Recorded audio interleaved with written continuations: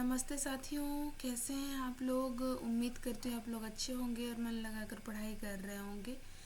दोस्तों, डॉक्टर नगेंद्र की पुस्तक हम लोग पढ़ रहे हैं और इसी के क्रम में आदिकाल के अंतर्गत आज हम लोग लौकिक साहित्य को पढ़ेंगे। जैसा कि आप लोगों ने ऑब्जेक्टिव वाले पुस्तकों में बहुत पढ़ चुके होंगे, रट चुके होंगे कि लौकिक साहित्य क्या है, यानी कि लोगों की संवेदना से उपजा हुआ जो हमारा साहित्य होता है वो लौकिक साहित्य होता है। वो गद्य पद किसी भी उसमें हो सकते हैं, ठीक है। तो इसी के क्रम में देखते हैं कि डॉक्टर नगेंद्र क्या बताते हैं लौकिक साहित्य के अंतर्गत और कौन कौन सी रचनाओं को रखते हैं। तो आप पेन पेपर लेके बैठिएगा और हो सके तो आपको अगर स्पीड कम लगे तो स्पीड आप बढ़ा सकते हैं, ठीक है। आगे देखते हैं। आदि काल में पूर्वोक्त प्रमुख प्रवृत्तियों के अतिरिक्त स्वच्छंद रूप से लौकिक विषय पर ग्रंथ लिखने की प्रवृत्ति भी मिलती है। यहाँ हम आदि काल में उपलब्ध सभी लौकिक काव्यों का परिचय देकर इस स्वच्छंद धारा की प्रवृत्ति को स्पष्ट करने का प्रयास करेंगे। पहली रचना रखते हैं डॉक्टर नगेंद्र, ढोला मारूर दुआ। 11वीं शताब्दी में रचित यह एक लोक भाषा काव्य है। दुहा घनी पुरानी अच्छी पंक्ति इसकी प्राचीनता की ओर संकेत करती है। पश्चिमी हिंदी प्रदेश राजस्थान में यह काव्य अत्यंत लोकप्रिय रहा है। इस संबंध में यह कथन प्रसिद्ध है। सौरठियो दुहो भलो भली मारवानी री बात, जौवन छाई घन भली तारा छाई रात। कि किसकी पंक्ति किससे संबंधित है? ढोला मारूरा दुआ के लिए प्रसिद्ध है, ठीक है। आगे देखते हैं डॉक्टर नगेंद्र क्या बताते हैं। मूलतः दोहों में रचित इस लोक काव्य को 17वीं शताब्दी में कुशल रॉयवाचक ने कुछ चौपाई जोड़कर विस्तार दिया। इसमें ढोला नामक राजकुमार मारवानी नामक राजकुमारी की प्रेम कथा का वर्णन है। कछावा वंश के राजा नल का पुत्र ढोला जब 3 वर्ष का था तथा पुगल के राजा पिंगल की कन्या मारवानी 1.5 वर्ष की थी, तभी दोनों का विवाह कर दिया गया था। कहा जाता है कि पुगल में अकाल पड़ने पर राजा पिंगल विवश होकर नल के राज्य में चले गए थे। तभी एक मिनट दोस्तों, पिंगल की रानी ढोला पर रिझ गई और उसने मारवनी से उसका विवाह करा दिया, यानी कि से ढोला से।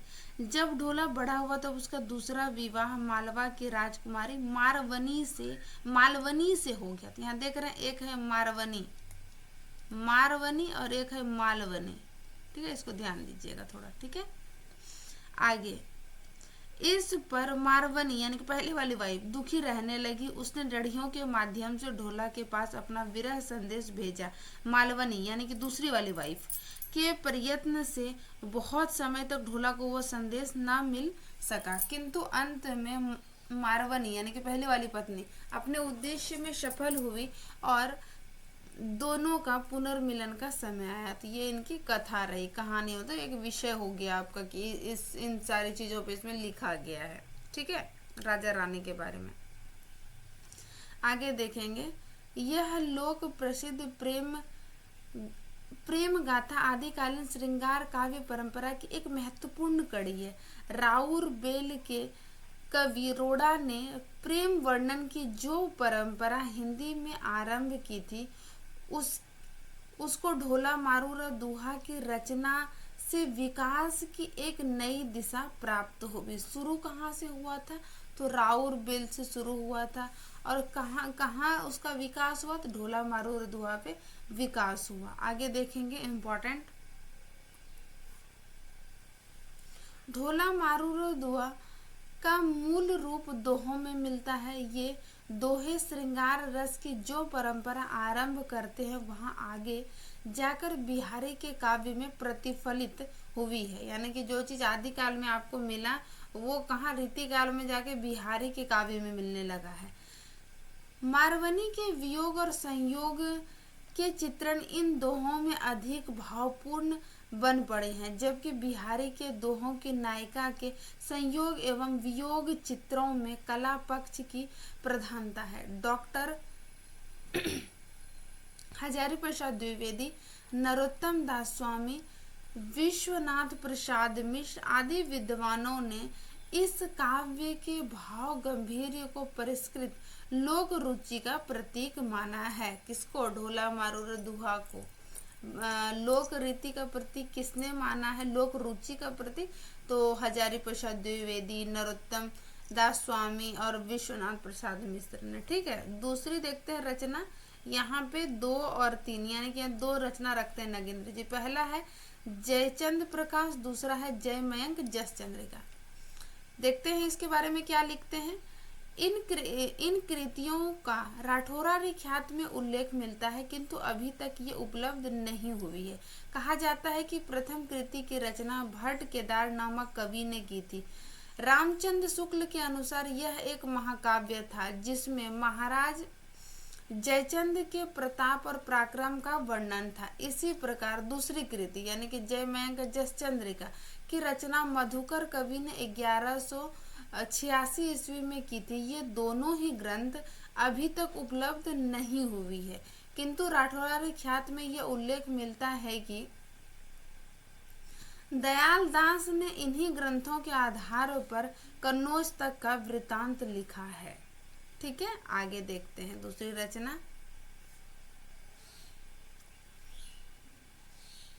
आगे हमारा जो चौथे नंबर पे आ जाएगा वो है वसंत विलास।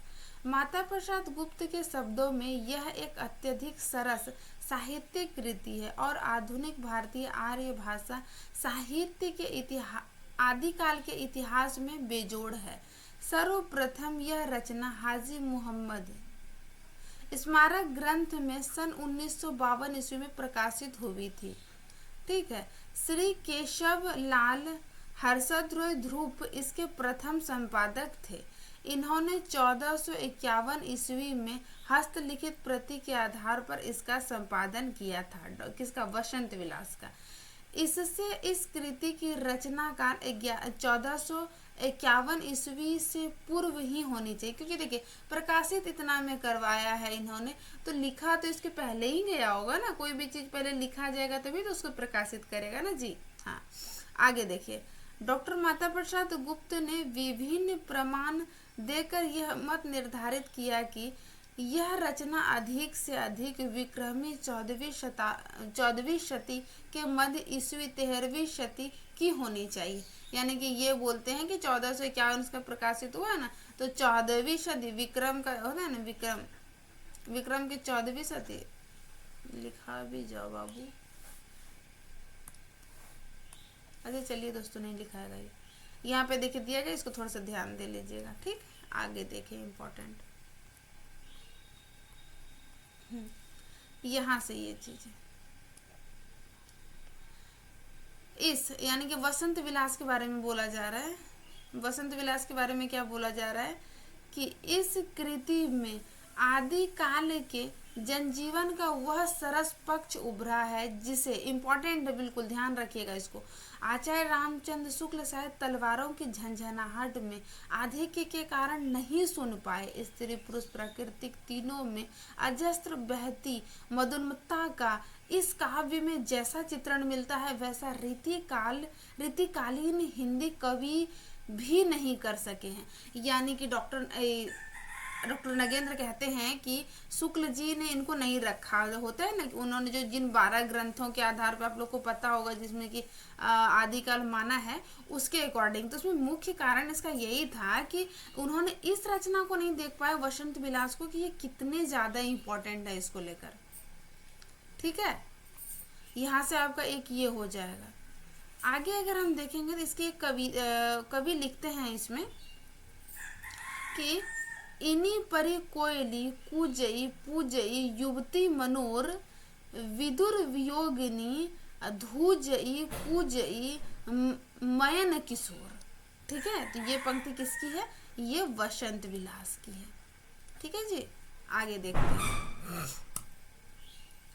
आगे देखेंगे, इसके बारे में देख लेते हैं। इस काव्य की भाषा से ही पिंगल सरस ब्रज भाषा का रूप लेती हुई प्रतीत होती है।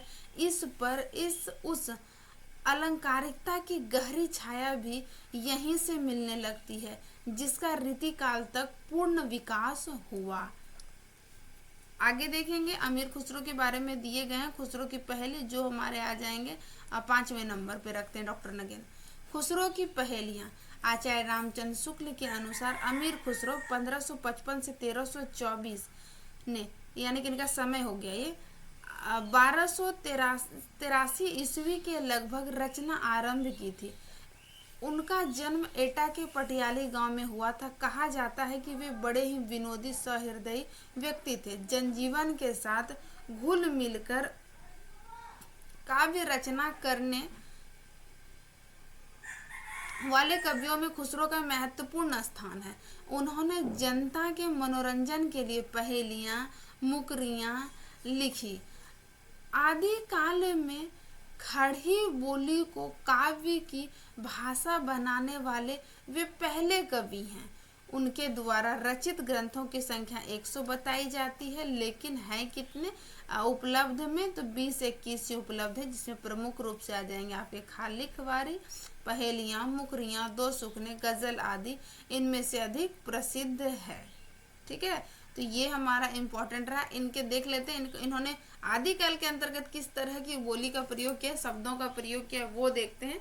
इसे क्यों खड़ी बोली की प्रस्तोता के रूप में जाना जाता है। अगर आप ये पंक्ति को देखेंगे तो आपको समझ में बिल्कुल स्पष्ट आ जाएगा कि जिस तरह अभी हम लोग खड़ी बोली लिखते हैं, यानी कि हिंदी लिखते हैं, उसी तरह ये भी लिखे गए। देखिए क्या लिखे हैं पंक्तियों में